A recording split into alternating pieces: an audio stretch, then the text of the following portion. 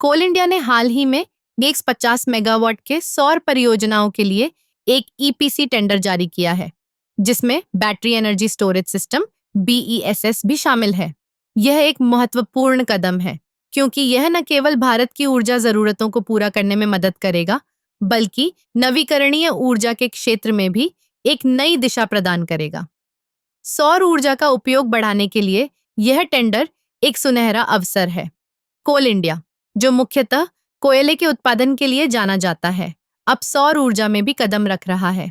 यह बदलाव न केवल पर्यावरण के लिए फायदेमंद है, बल्कि यह ऊर्जा सुरक्षा को भी बढ़ावा देगा। इस परियोजना में BESS का समावेश इसे और भी खास बनाता है।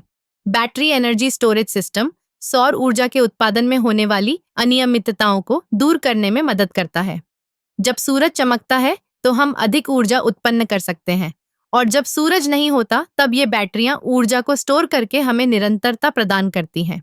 इस टेंडर के माध्यम से कोल इंडिया ने न केवल अपनी ऊर्जा उत्पादन क्षमता को बढ़ाने का लक्ष्य रखा है, बल्कि यह भी दिखाया है कि वे नवीकरणीय ऊर्जा के प्रति गंभीर हैं। यह कदम भारत सरकार के नवीकरणीय ऊर्जा लक्ष्यों के साथ भी मेल खाता है, जिसमें 2030 तक 500 गीगावाट की क्षमता का लक्ष्य रखा गया है। इस परियोजना के तहत कोल इंडिया विभिन्न राज्यों में सौर ऊर्जा संयंत्र स्थापित करेगी। इससे स्थानीय रोजगार के अवसर भी बढ़ेंगे।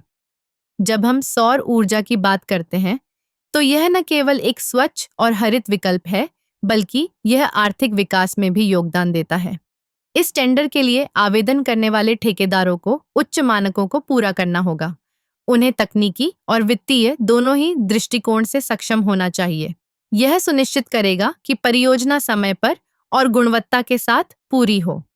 कोल इंडिया का यह कदम न केवल ऊर्जा क्षेत्र में एक नई शुरुआत है, बल्कि यह हमें एक स्थायी भविष्य की ओर भी ले जा रहा है।